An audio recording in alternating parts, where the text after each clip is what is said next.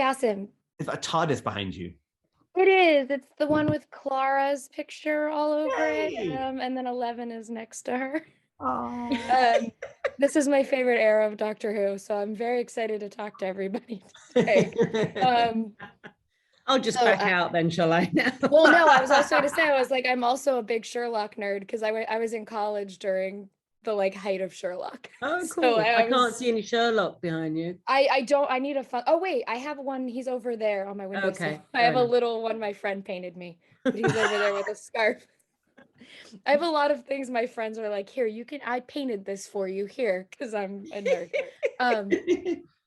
But what's really cool about The Time Traveler's Wife is watching it is very clear, like how much Stephen Moffat loves this story because it's so present in his era of Doctor Who, and the way you guys adapted this was a lot of fun for me because I remember the movie very clearly, and I was just like, oh, this is a lot all at once, but you guys did a really good job, especially with this first season.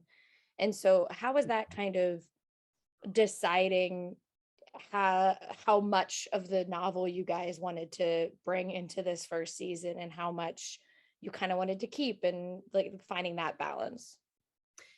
Well, I mean, Stephen very much, we talked to him a lot about it, didn't we? But generally, Stephen sort of said, this is what I want to do with it. And then he doesn't do storylines. So he likes to keep things, doesn't he, slightly secret, because he wants you, when you first read it, he wants you to read it as a viewer.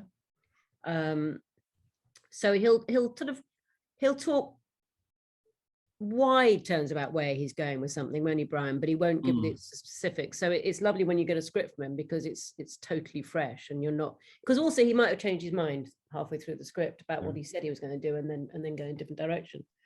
It felt from the beginning, but had so much story potential, and it felt the kind of episodic nature of the book fitted quite well. I mean, Stephen knew instinctively how it could carve up, and I think it was when we read the first kind of 3 or 4 episodes together, we kind of saw, they become their own. Each episode is its own thing, yet part of a wider whole, and it was just working really. So when something's working for people like me and Sue, it's great. It's just yeah, and I think I like the choices to like put their ages on the bottom, so then you're not sitting there like, I don't know what age anyone is.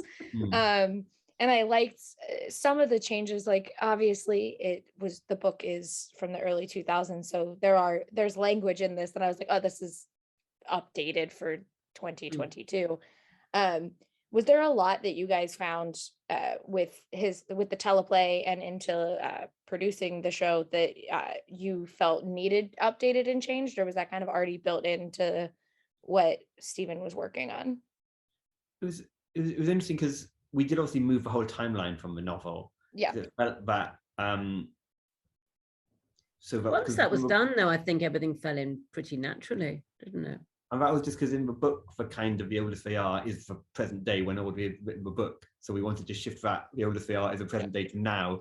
Otherwise, it's a time traveler show within a period show, which felt like just a step too far for us. But I mean, it's strange because we did the same thing as well with Sherlock. If you think about the original Sherlock stories, they were written as modern day shows. They were just written a long time ago.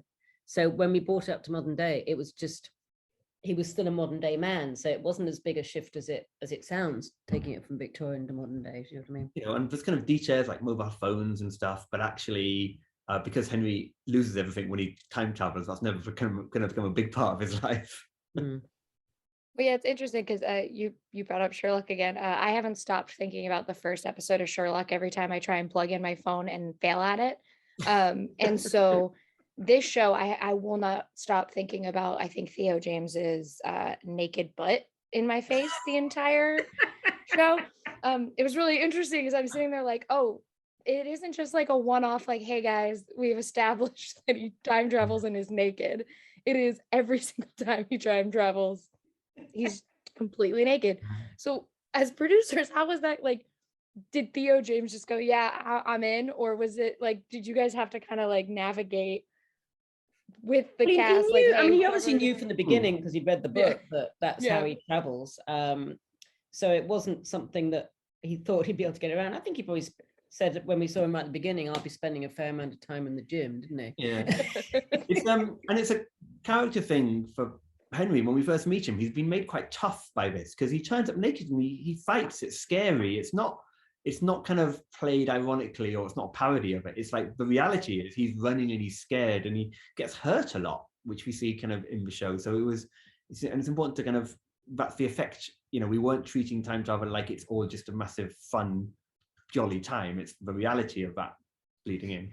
On a daily basis. I mean, each scene, obviously, Brian was, I mean, you were there, obviously, a lot more was discussed, wasn't it? And there was intimacy coordinators. Like that, yeah. So. And so, like, I mean, the amount of time you see him on screen is like, he wasn't hanging around naked in the Bronx. He was oh no, I figured he was just out there.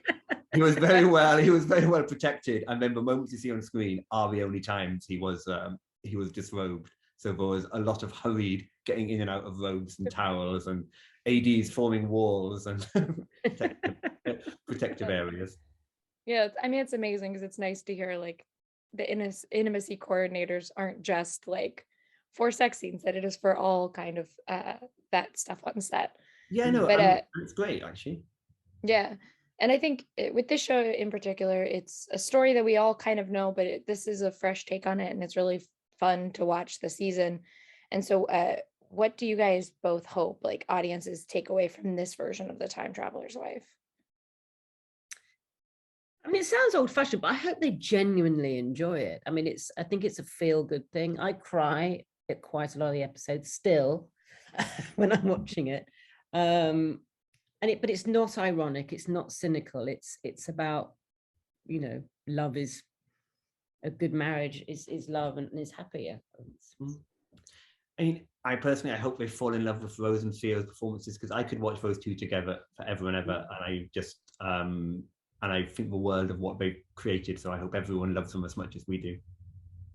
Yeah, and the show is like genuinely funny at times. Like I was watching it in my living room, just cackling at things that are happening, because it's like you said, he is jaded, but it's in a way that he's just like, I'm just going to be kind of a smart ass about it, because this was my life from when I was a child on, and it's really interesting. I mean, I think Stephen talked about a lot, and we all did, was that it's love in the presence of loss. They know it's going to end badly, and in a way that's bleak, but also we all live with that.